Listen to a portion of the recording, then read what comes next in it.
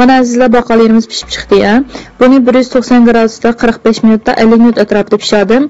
Avval 15 minut 190 gradusda pishirib ko'ptirib elib, undan keyin gradusni 170 ga tushirib 35 minut atrofida pishirdim.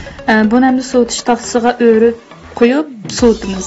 Hozir qiziq holat bilan chiqardim. Dastan hech yer chaplashmay chiqdi ya. Bayamqidek usulda qilsam mana shunday chaplashmaydi, yaxshi yeri.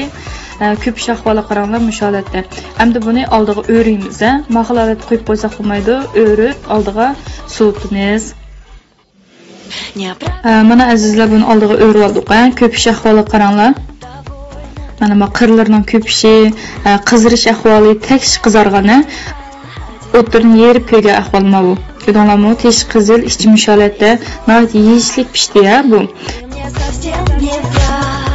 Mana ko'rganinglardek bugungi baqali darsimiz mushal oxirlashdi ya. Darsimiz tamom.